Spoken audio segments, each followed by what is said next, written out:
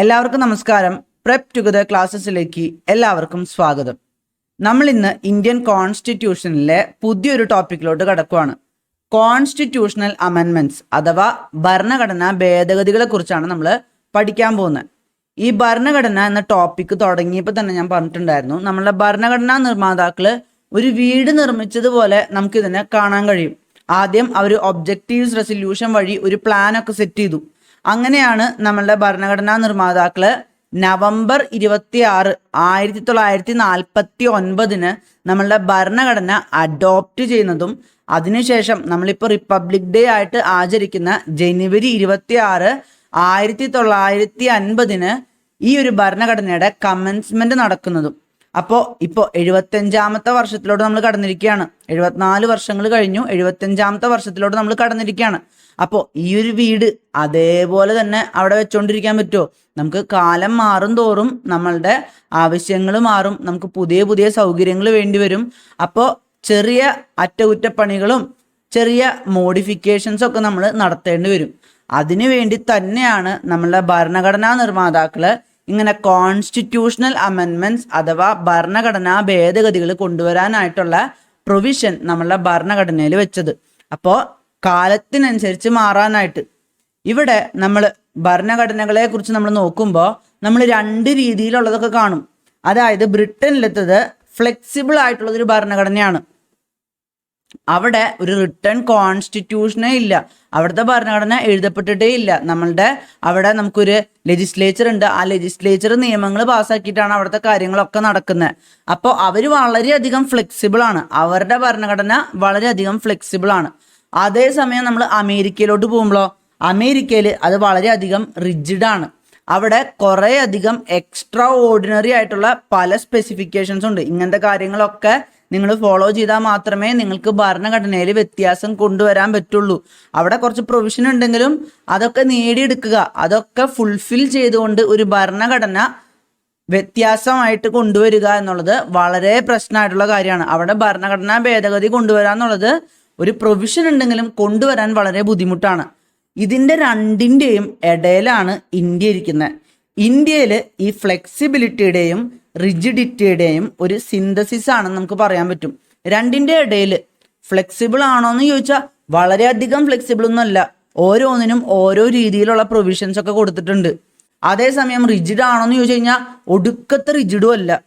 നമുക്ക് ഭരണഘടനയിൽ ഭേദഗതികൾ കൊണ്ടുവരാൻ പല വിധത്തിലുള്ള അവസരങ്ങൾ കൊടുത്തിട്ടുണ്ട്. അതും വളരെയധികം എക്സ്ട്രാ ഓർഡിനറി, ഒരിക്കലും നമുക്ക് നേടാൻ പറ്റാത്ത കാര്യങ്ങളൊന്നും അല്ല വെച്ചിരിക്കണം. അപ്പോൾ ഇന്ത്യയിലത്തത് ബ്രിട്ടന്റെ പോലെ ഫ്ലെക്സിബിൾ അല്ല, US പോലെ റിജിഡ് അല്ല, ഇതിൻ്റെ രണ്ടിൻ്റെയും ഇടയിലാണ്. കുറച്ച് ഫ്ലെക്സിബിൾ ആണ്, കുറച്ച് റിജിഡ് ആണ്. ആ ഒരു രീതിയിലാണ് ഇന്ത്യയിലത്തെ ഭരണഘടനാ ഭേദഗതികൾക്കുള്ള പ്രൊവിഷൻസ് ഉള്ളത്. അപ്പോൾ നമ്മൾ ഇത് ഓർക്കുക, ബ്രിട്ടനിലത്തത് ഫ്ലെക്സിബിളും US റിജിഡും ആണെങ്കിൽ ഇന്ത്യയിൽ സിന്തസിസ് ആണ്. നിങ്ങളോട് ഇപ്പോൾ ചോദ്യത്തിൽ ചിലപ്പോൾ ചോദിക്കും, ഇന്ത്യൻ കോൺസ്റ്റിറ്റ്യൂഷൻ ഈസ് ഫ്ലെക്സിബിൾ, അല്ലെങ്കിൽ ചിലപ്പോൾ പറയും ഇന്ത്യൻ കോൺസ്റ്റിറ്റ്യൂഷൻ ഈസ് റിജിഡ്. അപ്പോൾ ഇവിടെയൊക്കെ നമുക്ക് മനസ്സിലാക്കണം, ഇന്ത്യൻ കോൺസ്റ്റിറ്റ്യൂഷൻ റിജിഡും അല്ല ഫ്ലെക്സിബിളും അല്ല, സിന്തസിസ് ഓഫ് ബോത്ത് എന്ന് പറഞ്ഞു കഴിഞ്ഞാൽ മാത്രമേ നമുക്ക് നമ്മളുടെ ആൻസർ നമുക്ക് കറക്റ്റാണ് ആ ഒരു ഓപ്ഷൻ എന്ന് പറയാൻ പറ്റുള്ളൂ. അപ്പോൾ ഈ ഒരു ഭരണഘടനാ ഭേദഗതികൾക്കായിട്ടുള്ള പ്രൊവിഷൻസ് കൊടുത്തിട്ടുണ്ട്, അത്യാവശ്യം കുഴപ്പമില്ലാത്ത രീതിയിലാണ് കൊടുത്തിരിക്കുന്നതെന്നൊക്കെ നമ്മൾ പറഞ്ഞു കഴിഞ്ഞു. അപ്പോൾ ഈ ഭരണഘടനാ ഭേദഗതികൾ നമ്മളുടെ ഭരണഘടനയിൽ എവിടെയാണ് വരുന്നത്? ആർട്ടിക്കിൾ 368 പ്രകാരമാണ് ഭരണഘടനാ ഭേദഗതികൾ കൊണ്ടുവരുന്നത്. 3 തരത്തിലുള്ള ഭേദഗതി ഉണ്ട്. അതിലൊരെണ്ണത്തിന് ആർട്ടിക്കിൾ 368 പ്രകാരം അല്ല, അത് നമ്മൾ ലേറ്റർ സ്റ്റേജസിൽ ഈ ക്ലാസ്സിൽ തന്നെ പഠിക്കുന്നതാണ്. അപ്പോൾ ഏത് ആർട്ടിക്കിൾ പ്രകാരമാണ്? ആർട്ടിക്കിൾ 368 പ്രകാരമാണ്. ഈ ആർട്ടിക്കിൾ 368 എവിടെയാണുള്ളത് ഭരണഘടനയിൽ? പാർട്ട് 20 അപ്പോൾ പാർട്ട് 20 ആർട്ടിക്കിൾ 368 ഭരണഘടനാ ഭേദഗതികളെ കുറിച്ച് പറയുന്നത്. അപ്പോൾ ഈ ഒരു ഭരണഘടനാ ഭേദഗതികളെ കുറിച്ച് പറയുമ്പോൾ പവർ ആർക്കാ കൊടുക്കുന്നത്? നമ്മളെ പാർലമെന്റിനാണ് കൊടുക്കുന്നത്. പാർലമെന്റ് വഴിയെ, പാർലമെന്റിലത്തെ 2 ഹൗസസ് ഉണ്ടല്ലോ, ലോക്സഭയും രാജ്യസഭയും, ഇവിടെ 2 സ്ഥലത്തുമാണ് നമുക്ക് ഭരണഘടനാ ഭേദഗതികൾ കൊണ്ടുവരണം എന്ന് പറഞ്ഞ് ബില്ല് കൊണ്ടുവരാൻ പറ്റുള്ളൂ. പക്ഷെ ബില്ല് പാസ്സാക്കുന്ന ഒരു സ്റ്റേജിലോട്ട് വരുമ്പോൾ 3 ടൈപ്പ് ഉണ്ട്. ആദ്യത്തെ സ്റ്റേജില് പാർലമെന്റിന്റെ സിമ്പിൾ മെജോറിറ്റി, രണ്ടാമത്തേല് പാർലമെന്റിലെ സ്പെഷ്യൽ മെജോറിറ്റി, മൂന്നാമത്തേല് പാർലമെന്റിന്റെ സ്പെഷ്യൽ മെജോറിറ്റിയുടെ കൂടെ 50% സ്റ്റേറ്റ്സും സിമ്പിൾ മെജോറിറ്റിയോട് കൂടെ റാറ്റിഫൈ ചെയ്യണം. അതിനെക്കുറിച്ചൊക്കെ നമ്മൾ ഡീറ്റെയിൽ ആയിട്ട് പഠിക്കുന്നതാണ്. അപ്പോൾ ആർക്കാണ് കുറച്ചും കൂടെ പവർ ഉള്ളത്, ആർക്കാണ് ബില്ലുകളൊക്കെ കൊണ്ടുവരാൻ പറ്റുന്നത്? പാർലമെന്റിനാണ്. പക്ഷേ ഭരണഘടനാ ഭേദഗതികൾ നമ്മളുടെ പാർലമെന്റ് വഴി പാസ്സാക്കാൻ പറ്റുമെങ്കിലും അവിടെ ഒരു റെസ്ട്രിക്ഷൻ വരുന്നുണ്ട്. എങ്ങനെയാ? ബേസിക് സ്ട്രക്ചർ എന്നുള്ളൊരു റെസ്ട്രിക്ഷൻ ഉണ്ട്. നമ്മളുടെ കേശവാനന്ദ ഭാരതി കേസിനെ കുറിച്ച് നമ്മൾ എല്ലാ ക്ലാസ്സിലും പറയാറുള്ളതാണ്. കേശവാനന്ദ ഭാരതി കേസ് 1973 നമ്മുടെ സുപ്രീം കോടതി ഇടപെട്ടിട്ട് പറഞ്ഞു, നിങ്ങൾ ഭേദഗതിയൊക്കെ വരുത്തിക്കോ, പക്ഷെ ഭേദഗതി വരുത്തുന്നു എന്നും പറഞ്ഞിട്ട് ഭരണഘടനയുടെ ബേസിക് സ്ട്രക്ചർ തന്നെ മാറ്റാൻ പാടില്ല. കാരണം നിങ്ങൾ ആലോചിച്ച് നോക്കിയേ, നമ്മളെ പാർലമെന്റിന് ഈ ഭരണഘടനയിൽ ഭേദഗതികൾ കൊണ്ടുവരാനുള്ള പവർ കൊടുക്കുന്നത് ആരാ? നമ്മളുടെ ഭരണഘടന. എന്നിട്ട് ആ ഭരണഘടനയെ തന്നെ മൊത്തത്തിലെടുത്ത് മാറ്റിയാലോ? അത് ശരിയായിട്ടുള്ള പരിപാടിയല്ലല്ലോ. ഇപ്പൊ നിങ്ങൾക്ക് ഞാനൊരു അധികാരം തന്നു, ആ അധികാരം ഞാൻ നിങ്ങൾക്ക് തരുമ്പോൾ നിങ്ങൾ എന്നെ തന്നെ ഇല്ലാണ്ടാക്കേണ്ടത് ശരിയുള്ള പരിപാടിയല്ലല്ലോ. അപ്പൊ അതാണ് നമ്മുടെ സുപ്രീം കോടതി പറഞ്ഞത്, നിങ്ങൾക്ക് അധികാരം ലഭിക്കുന്നത് ഭരണഘടനയിലൂടെയാണ്. അപ്പൊ ആ ഭരണഘടനയെ മൊത്തത്തിൽ ഇല്ലാണ്ടാക്കാനും നിങ്ങൾക്ക് പറ്റില്ല. നിങ്ങൾക്കൊരു പവർ തന്നു, ആ പവർ ബേസിക് സ്ട്രക്ചറിനെ ബാധിക്കാത്ത രീതിയിൽ ഉപയോഗിക്കുക എന്ന് കേശവാനന്ദ ഭാരതി കേസിൽ പറഞ്ഞിട്ടുണ്ട്. അപ്പോൾ ഏത് ആർട്ടിക്കിൾ പ്രകാരമാണ് ഭരണഘടനാ ഭേദഗതികളെ കുറിച്ച് പറയണേ? ആർട്ടിക്കിൾ 368 പ്രകാരമാണ്. പാർട്ട് 20 ഇവിടെ ബില്ല് കൊണ്ടുവരാനുള്ള അധികാരമുള്ളത് നമ്മളെ പാർലമെന്റിലാണ്. പക്ഷെ 3 ടൈപ്പ് ഓഫ് അമെൻമെന്റിലോട്ട് നമ്മൾ പോകുമ്പോൾ നമ്മളെ ഫെഡറൽ സ്ട്രക്ചറിനെ ബാധിക്കുന്നുണ്ടെങ്കിൽ അവിടെ പാസ്സാക്കുന്നത് 50% സ്റ്റേറ്റ്സും കൂടെ റാറ്റിഫൈ ചെയ്യണം. ഇനി അടുത്തതായിട്ട് നമ്മൾ നോക്കാൻ പോകുന്നത് പ്രൊസീജിയറാണ്. ഇത് കൂടുതലും ആർട്ടിക്കിൾ 368 പ്രകാരമുള്ള ഭരണഘടനാ ഭേദഗതികളുടെ പ്രൊസീജിയറാണ്. കാരണം നമ്മളുടെ ആർട്ടിക്കിൾ 368 പ്രകാരമല്ലാത്ത ഒരു ഭരണഘടനാ ഭേദഗതിയും കൂടി ഉണ്ട്. അവിടെ വെറും സിമ്പിൾ മെജോറിറ്റിയുടെ ആവശ്യമേ ഉള്ളൂ. അത് നമ്മൾ പഠിക്കും. അപ്പോൾ ആദ്യം തന്നെ നമ്മളുടെ ബില്ല് ഇൻട്രൊഡ്യൂസ് ചെയ്യണം അല്ലേ? നമ്മളുടെ ഭരണഘടനയിൽ ഇങ്ങനെ ഒരു ഭേദഗതി കൊണ്ടുവരണം എന്നൊരു ആശയം കൊണ്ടുവരാണ് ശരിക്കും പറഞ്ഞാൽ ബില്ല് വഴി. ബില്ലിൽ ഒരു ആശയം കൊണ്ടുവരാണ്. അപ്പോൾ പറയാണ് നമുക്ക് ഇങ്ങനത്തെ ഒരു ഭേദഗതി വേണം. ഇപ്പൊ ചിലപ്പോൾ നമ്മളുടെ പ്രിയാമ്പിളിൽ ഈ സെക്യുലർ സോഷ്യലിസ്റ്റ് എന്നുള്ളതൊക്കെ ഇല്ലേ, അതെടുത്ത് കളയണം എന്നൊക്കെ പറഞ്ഞു ഈ അടുത്ത് ബില്ലൊക്കെ കൊണ്ടുവന്നത് തന്നെയാണ്. അപ്പോൾ അങ്ങനെ ഒരു ആശയം ഒരു ബില്ലായിട്ട് കൊണ്ടുവരാണ്. ഈ ബില്ല് ആർക്കൊക്കെ കൊണ്ടുവരാൻ പറ്റുക? നിങ്ങൾ ഭരണകക്ഷി ആവണമെന്നൊന്നുമില്ല, മന്ത്രിമാർക്കും കൊണ്ടുവരാം, പ്രൈവറ്റ് മെമ്പേഴ്സിനും കൊണ്ടുവരാം. പക്ഷെ നമുക്ക് നോർമൽ ലോജിക്ക് വെച്ച് ചിന്തിച്ചാൽ നമുക്ക് മനസ്സിലാവും, നമ്മളുടെ ഭരണത്തിലിരിക്കാത്ത പാർട്ടിയുടെ ആളാണ് കൊണ്ടുവരണമെങ്കിൽ അത് പാസ്സാവാൻ വലിയ സാധ്യതയൊന്നുമില്ല. അപ്പൊ കൂടുതലും മന്ത്രിമാരൊക്കെ തന്നെ കൊണ്ടുവരിക. കാരണം ഭരണത്തിന്റെ ഏറ്റവും മുഖ്യനായിട്ട് നിൽക്കുന്ന ആൾക്കാരൊക്കെ ആയിരിക്കും ഇത് കൊണ്ടുവരാം. പ്രൈവറ്റ് മെമ്പേഴ്സും കൊണ്ടുവരാറുണ്ട്. പക്ഷെ കൂടുതലും പാസ്സാവുക ഭരണത്തിന്റെ തന്നെ ഏറ്റവും മുഖ്യധാരയിൽ നിൽക്കുന്നവർ കൊണ്ടുവരുമ്പോഴായിരിക്കും കൂടുതലും പാസ്സാവാനുള്ള സാധ്യതയൊക്കെ ഉണ്ടാവുക. അപ്പോൾ ഇവിടെ വേറൊരു കാര്യമുള്ളത് എന്താണെന്ന് വെച്ച് കഴിഞ്ഞാൽ, ഇതിന് പ്രസിഡന്റിന്റെ പെർമിഷൻ ഒന്നും വേണ്ട. പ്രസിഡന്റ് പെർമിഷൻ തരേണ്ട ആവശ്യമൊന്നുമില്ല. നിങ്ങൾക്ക് ബില്ല് കൊണ്ടുവരാവുന്നതാണ്. അതിന് പ്രസിഡന്റിന്റെ പെർമിഷൻ വേണമെന്നൊന്നും പറഞ്ഞിട്ടില്ല. അത് ബില്ല് പിന്നീട് പാസ്സാക്കി എടുത്താൽ മാത്രം മതി. ബില്ല് പാസ്സാക്കി എടുക്കുമ്പോൾ ആദ്യത്തെ ടൈപ്പില് സിമ്പിൾ മെജോറിറ്റി മതി. അല്ലാത്തപ്പോ ആദ്യത്തെ ടൈപ്പ് ആർട്ടിക്കിൾ 368 പ്രകാരമുള്ളതല്ല. ആദ്യത്തെ ടൈപ്പ് 368 പ്രകാരമുള്ളതാണെന്നേ പറഞ്ഞിട്ടില്ല. അത് വേറൊരു തരത്തിലുള്ള അമെൻമെന്റ് ആണ്. അത് നമ്മൾ പഠിക്കും. അല്ലാത്ത തരത്തിലുള്ള 368 പ്രകാരമുള്ള ഒരു ഭരണഘടനാ ഭേദഗതി ആണെങ്കിൽ അവിടെ സ്പെഷ്യൽ മെജോറിറ്റി വേണം. സ്പെഷ്യൽ മെജോറിറ്റി എന്താണെന്നും നമ്മൾ ആ ഒരു ടൈപ്സ് പഠിക്കുമ്പോൾ പഠിക്കും. അടുത്തതായിട്ട് ഇവിടെ സെപ്പറേറ്റ് ആയിട്ട് ഭരണഘടനാ ഭേദഗതിയുടെ ആ ബില്ല് പാസ്സാക്കണം. നമ്മളിപ്പോൾ ഒരു ഓർഡിനറി ബില്ല്, ഒരു നിയമം പാസ്സാക്കാനുള്ള ബില്ലൊക്കെ ആകുമ്പോൾ അത് വേണമെങ്കിൽ ഒരു മെജോറിറ്റി കിട്ടാനായിട്ട് പ്രോപ്പറായിട്ട് കാര്യങ്ങൾ നടന്നു പോകണില്ലെങ്കിൽ, രണ്ട് ഹൗസുകളും തമ്മിൽ ഒത്തുതീർപ്പ് ആവണില്ലെങ്കിൽ രണ്ടുപേർക്കും രാജ്യസഭയ്ക്കും ലോകസഭയ്ക്കും ഒരുമിച്ച് കൂടി ഒരു ജോയിന്റ് സിറ്റിംഗ് നടത്തി അവിടെ പാസ്സാക്കാൻ പറ്റും. അതൊരു ഓർഡിനറി ബില്ലിന്റെ കാര്യത്തിലാണ്. പക്ഷെ നമ്മളുടെ ഈ ഒരു ഭരണഘടനാ ഭേദഗതിയിലോട്ട് വരുമ്പോൾ ജോയിന്റ് സിറ്റിംഗ് ഇല്ല. അത് ഏത് ടൈപ്പിലുള്ള അമെൻമെന്റ് ആണെങ്കിലും, സിമ്പിൾ മെജോറിറ്റി ഉള്ള ആദ്യത്തെ ടൈപ്പ് ആണെങ്കിലും, അതായത് 368 പ്രകാരം ഉള്ളതല്ലെങ്കിൽ പോലും ജോയിന്റ് സിറ്റിംഗ് ഇല്ല. ഒരുമിച്ച് കൂടിയിരുന്നൊന്നും പാസ്സാക്കാൻ പറ്റില്ല. രണ്ടുപേരും സെപ്പറേറ്റ് ആയിട്ട് പാസ്സാക്കുക തന്നെ വേണം. ഇനി അടുത്തതായിട്ട് ഇപ്പോൾ ഫെഡറൽ പ്രൊവിഷൻസിൻ്റെതാണെങ്കിൽ 50% സ്റ്റേറ്റ്സും കൂടെ അത് പാസ്സാക്കണം. അവിടെ സിമ്പിൾ മെജോറിറ്റി ആണ് വരുന്നത്. അത് നമ്മൾ ടൈപ്സ് പഠിക്കുമ്പോൾ നമ്മൾ ഡീറ്റെയിൽ ആയിട്ട് പഠിക്കും. ഇനി ഈ ഒരു ബില്ല് പാസ്സാക്കി കഴിയുമ്പോൾ പ്രസിഡന്റിന്റെ അസെന്റ് വേണം. ബില്ല് നമ്മളുടെ പാർലമെന്റ് പാസ്സാക്കി കഴിയുമ്പോൾ, അല്ലെങ്കിൽ ഇപ്പോൾ സ്റ്റേറ്റ്സിന്റെ ഇൻവോൾവ്മെന്റ് ഉണ്ടെങ്കിൽ സ്റ്റേറ്റ്സും കൂടെ പാസ്സാക്കി കഴിയുമ്പോൾ ആ ഒരു ബില്ല് പ്രസിഡന്റിന്റെ അനുമതിക്കായിട്ട്, അനുമതിയാണ് അസെന്റ് എന്ന് പറയുന്നത്, ആ ഒരു അസെന്റിനായിട്ട് അയക്കും. അപ്പൊ പ്രസിഡന്റും കൂടെ അതിന് അനുമതി കൊടുത്തു കഴിഞ്ഞാൽ അത് ആക്ടായിട്ട് മാറും. ഇപ്പോൾ നമ്മൾ സിറ്റിസൺഷിപ്പ് അമെൻമെന്റ് ബിൽ CAB പ്രൊട്ടസ്റ്റ് എന്ന് പറഞ്ഞ് കേട്ടിട്ടുണ്ടായിരുന്നു. കാരണം അത് ബില്ലായിരുന്നു ആ സമയത്ത്. ബില്ല് നമ്മളെ പാർലമെന്റ് പാസ്സാക്കി പ്രസിഡന്റിന് അയച്ച് പ്രസിഡന്റ് അത് അനുമതി കൊടുത്തു കഴിഞ്ഞപ്പോഴാണ് അത് ആക്ടായി മാറിയത്.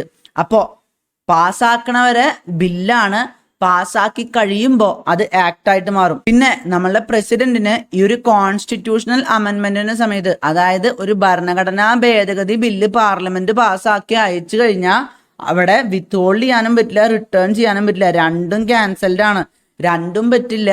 പ്രസിഡന്റ് അതിന് അനുമതി നൽകിയിരിക്കണം. നമ്മൾ വിചാരിക്കണ പോലെ പ്രസിഡന്റിനെ അയക്കുമ്പോൾ പ്രസിഡന്റിന് പറയാം ഇത് പറ്റില്ല, ഇങ്ങനത്തെ ഒരു ഭരണഘടനാ ഭേദഗതി ഒന്നും ഇവിടെ പറ്റില്ല എന്നൊന്നും പറയാനൊന്നും പറ്റില്ല. ഇവിടെ 24ാമത്തെ ഭരണഘടനാ ഭേദഗതിയിൽ പ്രത്യേകം എടുത്ത് പറഞ്ഞിട്ടുണ്ടായിരുന്നു. അതായത് പ്രസിഡന്റിന് ഇനി മുതൽ ഞങ്ങളൊരു ഭരണഘടനാ ഭേദഗതിയുടെ ബില്ല് അങ്ങോട്ട് തരാണെങ്കിൽ അത് മര്യാദയ്ക്ക് ഇങ്ങോട്ടേക്ക് അനുമതി തന്ന് തിരിച്ചയച്ചിരിക്കണം. ആ സമയത്ത് വരെ പ്രസിഡന്റിന് ചെറിയ ഒരു ഡിസ്ക്രിപ്ഷനൊക്കെ ഉണ്ടായിരുന്നു, ചെറുതായിട്ടൊരു തീരുമാനമൊക്കെ എടുക്കായിരുന്നു. പക്ഷേ 24ാമത്തെ ഭരണഘടനാ ഭേദഗതിയിൽ കൊണ്ടുവന്ന മാറ്റം പ്രകാരം ഇപ്പൊ ഭരണഘടനയിലുള്ളത് എന്താന്ന് വെച്ച് കഴിഞ്ഞാൽ, പ്രസിഡന്റിന് ഞങ്ങൾ അങ്ങോട്ടേക്ക് ഒരു ഭരണഘടനാ ഭേദഗതി ബില്ല് അങ്ങോട്ട് തന്നു കഴിഞ്ഞാൽ അത് മര്യാദയ്ക്ക് ഇങ്ങോട്ട് അനുമതി നൽകി തിരിച്ചു തന്നോണം, അല്ലാതെ അവിടെ കിടന്ന് വിത്ത്ഹോൾഡ് ചെയ്യാനോ റിട്ടേൺ ചെയ്യാനോ നിങ്ങൾക്ക് പറ്റൂല എന്ന് പ്രത്യേകം 24ാമത്തെ ഭരണഘടനാ ഭേദഗതി വഴി ഒരു നയം കൊണ്ടുവന്നു. അപ്പൊ ഇവിടെ കണ്ടില്ലേ, ഭരണഘടന നൽകിയിട്ടുള്ള ഭരണഘടനാ ഭേദഗതിക്കുള്ള അധികാരം വെച്ചിട്ട് ഭരണഘടനാ ഭേദഗതിയിൽ തന്നെ വ്യത്യാസം കൊണ്ടുവരുന്ന രീതി കണ്ടില്ലേ. അതുകൊണ്ടാണ് സുപ്രീം കോടതി പറഞ്ഞത് നിങ്ങൾക്കൊരു പവർ തന്നൊന്നും വെച്ചിട്ട് ആ പവറും വെച്ചിട്ട് ആ പവറിനെ തന്നെ വ്യത്യാസം വരുത്താൻ പറ്റില്ല എന്ന് പറഞ്ഞത്. അപ്പോൾ ഇപ്പൊ നമ്മളെ പ്രസിഡന്റിന് അനുമതി നൽകിയേ പറ്റൂ. അപ്പൊ നമുക്ക് ജസ്റ്റ് അതൊന്ന് റീക്യാപ്പ് കൊടുക്കാം. ആദ്യം തന്നെ ഇൻട്രൊഡ്യൂസ് ചെയ്യണം ബില്ല്. അതായത് ഇങ്ങനെ ഒരു ആശയം കൊണ്ടുവന്നിട്ട് ഇങ്ങനെ ഒരു ബില്ല് ഇൻട്രൊഡ്യൂസ് ചെയ്യണം. അത് ആർക്കൊക്കെ ഇൻട്രൊഡ്യൂസ് ചെയ്യാൻ പറ്റുക? മന്ത്രിമാർക്കും പറ്റും, പ്രൈവറ്റ് മെമ്പേഴ്സിനും പറ്റും. പക്ഷെ ഭരണത്തിലിരിക്കുന്ന കക്ഷി കൊണ്ടുവരുന്ന ഒരു ബില്ലായിരിക്കും കൂടുതലും വിജയിക്കാൻ സാധ്യത ഉണ്ടാവുക, കാരണം അവർക്കാണല്ലോ മെജോറിറ്റി ഉള്ളത്. പിന്നെ മറ്റൊരു കാര്യം കൂടെ, ഇവിടെ 3 തരത്തിലുള്ള അമെൻമെന്റ്സ് ഉണ്ട്. ആദ്യത്തെ ടൈപ്പ് ഓഫ് അമെൻമെന്റ് എന്ന് പറയുന്നത് ആർട്ടിക്കിൾ 368 പ്രകാരമുള്ളതല്ല. ആർട്ടിക്കിൾ 368 പ്രകാരമുള്ളതാണെങ്കിൽ എന്തായാലും സ്പെഷ്യൽ മെജോറിറ്റി വേണ്ടി വരും. എന്താണ് സ്പെഷ്യൽ മെജോറിറ്റി നമ്മൾ പഠിക്കും. പിന്നെ സെപ്പറേറ്റ് പാസിങ്ങും വേണം, ജോയിന്റ് സിറ്റിംഗ് ഒന്നും ഇരിക്കാൻ പറ്റില്ല. രാജ്യസഭ രാജ്യസഭയായിട്ട് തന്നെ ഇരുന്ന് അത് പാസ്സാക്കണം, ലോകസഭ ലോകസഭയായിട്ട് തന്നെ ഇരുന്ന് അത് പാസ്സാക്കണം. അതിനുശേഷം നമ്മൾ കണ്ടത് ഫെഡറൽ സ്ട്രക്ചറിനെ ബാധിക്കുന്നുണ്ടെങ്കിൽ, അതായത് രാജ്യത്തെ ഈ ഒരു കേന്ദ്ര ഗവൺമെന്റിനെ അതുപോലെ തന്നെ സംസ്ഥാനങ്ങളെയും ബാധിക്കുന്നുണ്ടെങ്കിൽ, അവർ തമ്മിലുള്ള ബന്ധവും കാര്യങ്ങളും ഒക്കെ ബാധിക്കുന്നുണ്ടെങ്കിൽ അവിടെ സംസ്ഥാനങ്ങൾ 50% സംസ്ഥാനങ്ങൾ അവരവരുടെ നിയമസഭകളിൽ സിമ്പിൾ മെജോറിറ്റിയോട് കൂടെ അത് പാസ്സാക്കിയിട്ടുണ്ടാവണം. ഇതൊക്കെ പാസ്സാക്കി കഴിയുമ്പോൾ പ്രസിഡന്റ് അനുമതി നൽകണം. പ്രസിഡന്റിന് അനുമതി വിത്ത്ഹോൾഡ് ചെയ്യാനോ ഭരണഘടനാ ഭേദഗതി ബില്ല് റിട്ടേൺ ചെയ്യാനോ ഒന്നും പറ്റില്ല. പ്രസിഡന്റ് അനുമതി കൊടുത്തു കഴിയുമ്പോഴോ ആ ബില്ല് നേരെ ആക്ടായിട്ട് മാറും. അപ്പോൾ അതുവരെ ബില്ലായിരുന്നു, അനുമതി കിട്ടിക്കഴിയുമ്പോൾ ആക്ടാണ്. ഏത് വഴിയാണ് നമ്മളെ പ്രസിഡന്റ് അനുമതി കൊടുത്തേ പറ്റൂ എന്ന് പറഞ്ഞത്? 24ാമത്തെ ഭരണഘടനാ ഭേദഗതി വഴിയാണ് പ്രസിഡന്റ് ഇങ്ങനെ ഞങ്ങൾ ഒരു ഭരണഘടനാ ഭേദഗതി ബില്ല് അങ്ങോട്ട് അയച്ചു കഴിഞ്ഞാൽ നിങ്ങൾ അതിന് അനുമതി നൽകിയേ പറ്റൂ എന്ന് പ്രത്യേകം എടുത്തു പറഞ്ഞത്. ഇനി അടുത്തതായിട്ട് നമ്മൾ കാണാൻ പോകുന്നത് ടൈപ്സ് ഓഫ് അമെൻമെന്റ്സ് ആണ്. ഞാൻ പറഞ്ഞില്ലേ, ആദ്യത്തെ ടൈപ്പ് എന്ന് പറയുമ്പോൾ അത് ആർട്ടിക്കിൾ 368 പ്രകാരമുള്ളതല്ല. അത് സിമ്പിൾ മെജോറിറ്റിയോട് കൂടെ പാസ്സാക്കാം. അത് രാജ്യത്ത് വലിയ വ്യത്യാസങ്ങൾ ഉണ്ടാക്കുന്ന രീതിയിലുള്ള കാര്യങ്ങളൊന്നും അല്ല. അതുകൊണ്ട് തന്നെയാണ് നമ്മളുടെ ഭരണഘടനാ നിർമ്മാതാക്കള് ഓരോ കോംപ്ലക്സിറ്റിക്ക് അനുസരിച്ച് എന്തൊക്കെ പ്രശ്നങ്ങൾ ഉണ്ടാവും എന്നൊക്കെ നോക്കിക്കൊണ്ടാണ് ഓരോ ടൈപ്പും കൊണ്ടുവന്നത്. നമ്മളുടെ ഗ്രാൻവിലെ ഓസ്റ്റിൻ എന്ന് പറയുന്ന കോൺസ്റ്റിറ്റ്യൂഷണൽ എക്സ്പെർട്ട് ഒക്കെ പറയുന്നുണ്ട്, വളരെയധികം ശ്രദ്ധയോടുകൂടിയാണ് ഈ ഓരോ ടൈപ്പും അവർ സെറ്റ് ചെയ്ത് വെച്ചിരിക്കുന്നതെന്ന്. അപ്പൊ നമുക്ക് നോക്കാം. ആദ്യത്തേല് വലിയ വ്യത്യാസങ്ങളൊന്നും രാജ്യത്തൊട്ടാകെ കൊണ്ടുവരാത്ത കാര്യങ്ങളാണ്.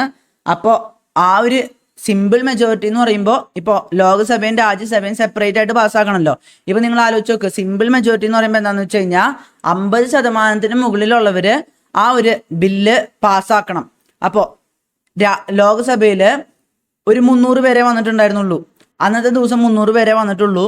300 പേരിൽ 151 പേര് ആ ഒരു ബില്ലിനെ അനുകൂലിച്ചു കഴിഞ്ഞാൽ അത് ലോക്സഭയിൽ പാസ്സാവും. രാജ്യസഭയിൽ ഇപ്പോൾ ഒരു 200 പേരായിരുന്നു അന്നത്തെ ദിവസം വന്നത്. ഞാൻ പറയുന്നത് സ്ട്രെങ്ത്തിന്റെ കാര്യമല്ല, അന്നത്തെ ദിവസം വന്നതെങ്കിൽ. അപ്പോൾ 200 പേര് വന്നു.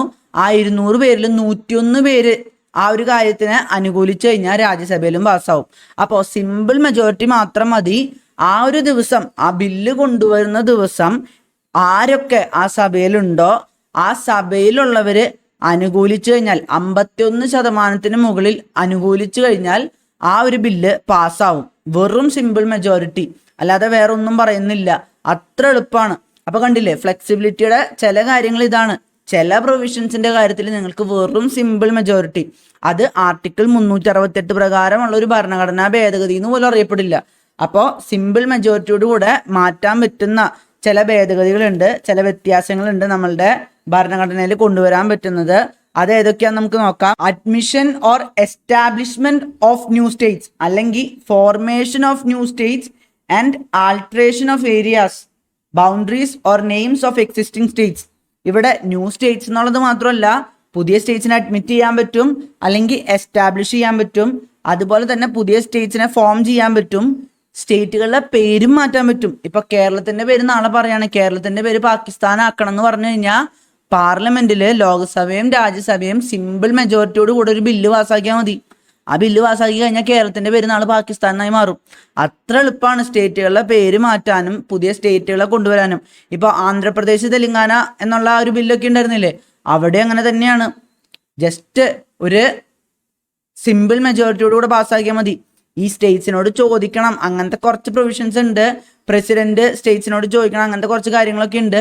പക്ഷെ നമ്മളെ പാർലമെന്റിൽ സിമ്പിൾ മെജോറിറ്റിയോട് കൂടെ പാസ്സാക്കിയാൽ മതി. സ്റ്റേറ്റിനോട് ചോദിച്ചില്ലെങ്കിൽ വരെ കുഴപ്പമൊന്നുമില്ല. അത് നമ്മളിവിടെ ഡീറ്റെയിൽ ആയിട്ട് നോക്കേണ്ട ആവശ്യമില്ല. അപ്പോൾ സ്റ്റേറ്റുകളുടെ പേര് മാറ്റുന്നത്, വ്യാപ്തി മാറ്റുന്നത്, അത്തരം കാര്യങ്ങളൊക്കെ ഈ ഒരു സിമ്പിൾ മെജോറിറ്റിയോട് കൂടെ പാസ്സാക്കാവുന്നതാണ്. അതുപോലെ തന്നെ സ്റ്റേറ്റുകളിൽ ഈ രാജ്യസഭ പോലെ ലെജിസ്ലേറ്റീവ് കൗൺസിലുകൾ ഉണ്ടാവാറുണ്ട്. ആ ലെജിസ്ലേറ്റീവ് കൗൺസിലുകൾ പുതിയതായിട്ട് ഫോം ചെയ്യണതിനെ കുറിച്ചൊക്കെ, അല്ലെങ്കിൽ അത് അബോളിഷ് ചെയ്യണതൊക്കെ ഈ ഒരു സിമ്പിൾ മെജോറിറ്റിയോട് കൂടെ പാസ്സാക്കാവുന്നതാണ്. പിന്നെ ഷെഡ്യൂൾ 2 നമ്മളുടെ ഈ എമലുമെന്റ്സ്, അലവൻസസ്, ഈ സാലറി പോലത്തെ കാര്യങ്ങളെ കുറിച്ചൊക്കെ പറയുന്നുണ്ട്. ഇവിടുത്തെ സ്പീക്കർമാരുടെയും പ്രസിഡന്റിന്റെയും ഗവർണറുടെയും ഒക്കെ അതിൽ വ്യത്യാസങ്ങൾ വരുത്തണമെങ്കിൽ അതും സിമ്പിൾ മെജോറിറ്റിയോട് കൂടെ പാസ്സാക്കാം. പിന്നെ നമ്മളുടെ privileges of parliament, it's members and it's committees, അതും നമ്മളുടെ ഈ ഒരു സിമ്പിൾ മെജോറിറ്റിയോട് കൂടെ പാസ്സാക്കാം. ഈ ക്യോറത്തിനെ കുറിച്ച്, ക്യോറം എന്ന് വെച്ച് കഴിഞ്ഞാൽ ഇത്ര പേര് വന്നു കഴിഞ്ഞാൽ മാത്രമേ നമുക്ക് പാർലമെന്റ് കൂടാൻ പറ്റുള്ളൂ എന്നൊക്കെ ഉണ്ട്. നമ്മളിപ്പോൾ ഒരു 10% എന്നൊക്കെ പറയില്ലേ, ആ ഒരു ക്യോറത്തിന്റെ കാര്യത്തിലും വ്യത്യാസങ്ങൾ വരുത്താം. പിന്നെ നമ്മളുടെ MP-മാരുടെ സാലറി, പിന്നെ നമ്മളെ പാർലമെന്റിലൊക്കെ റൂൾസ് ഓഫ് പ്രൊസീജിയർ, നമ്മളുടെ പാർലമെന്റിലൊക്കെ ഉപയോഗിക്കുന്ന ലാംഗ്വേജ്, അതുപോലെ തന്നെ നമ്മളെ സുപ്രീം കോടതിയിലെ പിസീൻ ജഡ്ജസ്, അതായത് നമ്മളുടെ ചീഫ് ജസ്റ്റിസിന്റെ താഴെ എത്ര ജഡ്ജിമാർ വേണം, അതിന്റെ എണ്ണമൊക്കെ ഈ ഒരു സിമ്പിൾ മെജോറിറ്റിയോട് കൂടെ വ്യത്യാസം വരുത്താം. പിന്നെ സുപ്രീം കോടതിക്ക് കൂടുതൽ ജൂറിസ്ഡിക്ഷൻ കൊടുക്കുന്നുണ്ട്, അതായത് കൂടുതൽ പ്രദേശങ്ങളിലോട്ട് അവർക്ക് വിധി പുറപ്പെടുവിക്കാൻ പറ്റണത്, അല്ലെങ്കിൽ കൂടുതൽ കാര്യങ്ങളിൽ വിധി പുറപ്പെടുവിക്കാൻ പറ്റണത്, അതൊക്കെ വെറും സിമ്പിൾ മെജോറിറ്റി മതി.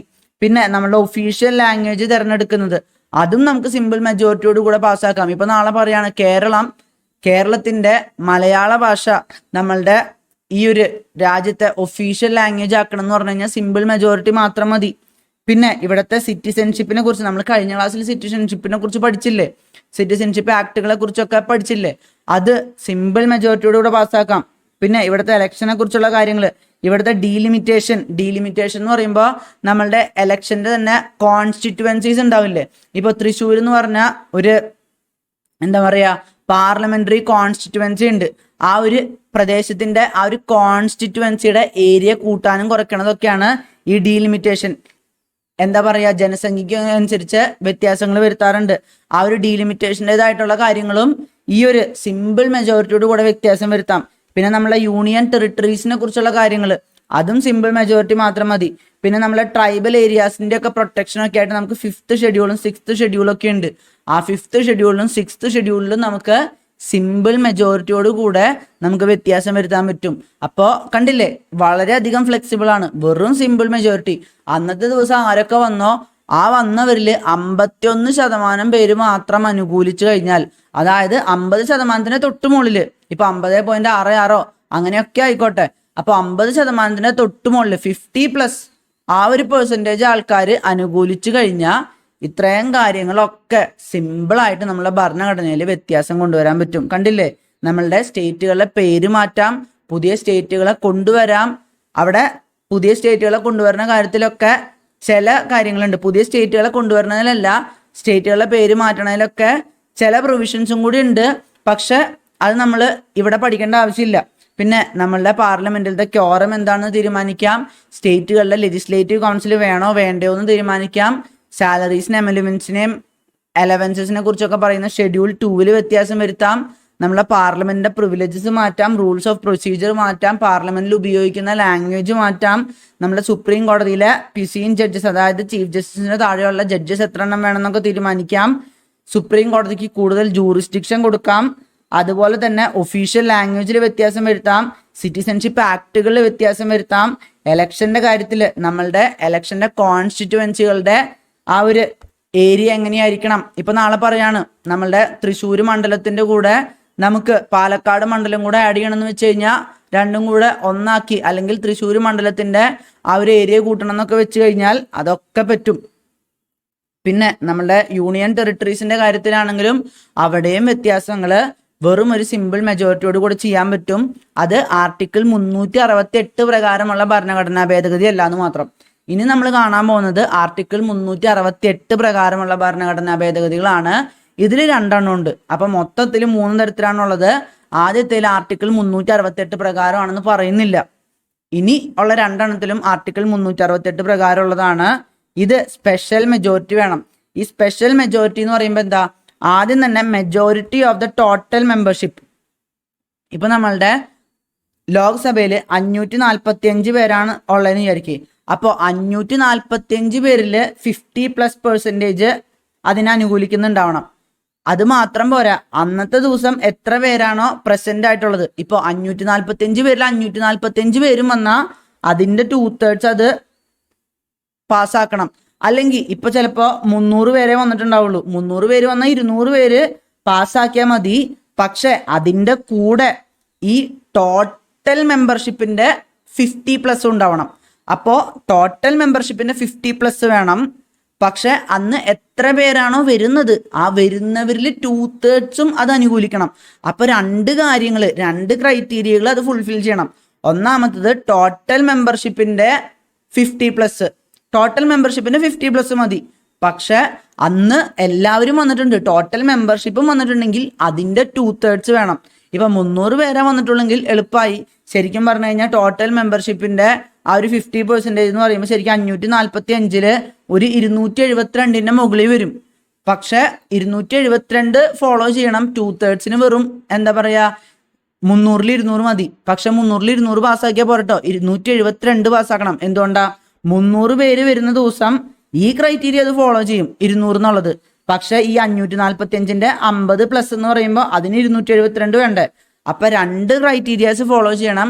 ഒന്നാമത്തത് ടോട്ടൽ മെമ്പർഷിപ്പിന്റെ 50+ഉം അതുപോലെ തന്നെ നമ്മളുടെ അന്നത്തെ ദിവസം ആരൊക്കെ വന്നു ആ വന്നവരിലെ 2/3 ഫോളോ ചെയ്യണം. അപ്പൊ ഇത് രണ്ടും എങ്ങനെയാ, രാജ്യസഭയിലും ലോകസഭയിലും സെപ്പറേറ്റ് ആയിട്ട് പാസ്സാക്കണം എന്നുള്ളൊരു പ്രൊവിഷൻ കൂടി ഉണ്ട് കേട്ടോ. 2 പേരും സെപ്പറേറ്റ് ആയിട്ട് പാസ്സാക്കണം നമ്മൾ ഓൾറെഡി പറഞ്ഞു കഴിഞ്ഞല്ലോ.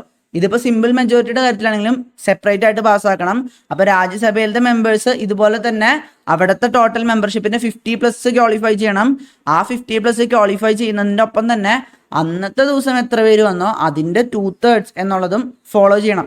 ഇത് ശരിക്കും സ്ട്രിക്റ്റ് ആയിട്ട് നോക്കുമ്പോൾ ശരിക്കും 3rd സ്റ്റേജിൽ മാത്രം ഈ ഒരു ബില്ല് കൊണ്ടുവന്ന്, അതിന് പല സ്റ്റേജുകളുണ്ട്. ഓരോ ബില്ലും കൊണ്ടുവരുമ്പോൾ അത് പാസ്സാക്കണേന് പല സ്റ്റേജുകളുണ്ട്. ആ സ്റ്റേജുകളിൽ 3ാമത്തെ സ്റ്റേജിൽ മാത്രം ശരിക്കും ഇത് ഫുൾഫിൽ ചെയ്താൽ മതി. പക്ഷെ നമ്മളുടെ ഒരുവിധം പറഞ്ഞിട്ടുള്ളത് എല്ലാ സ്റ്റേജിലും ഫുൾഫിൽ ചെയ്യണം എന്നാണ്. സ്ട്രിക്ട്ലി സ്പീക്കിംഗ് 3ാമത്തെ സ്റ്റേജിൽ മാത്രം ഫുൾഫിൽ ചെയ്താൽ മതി.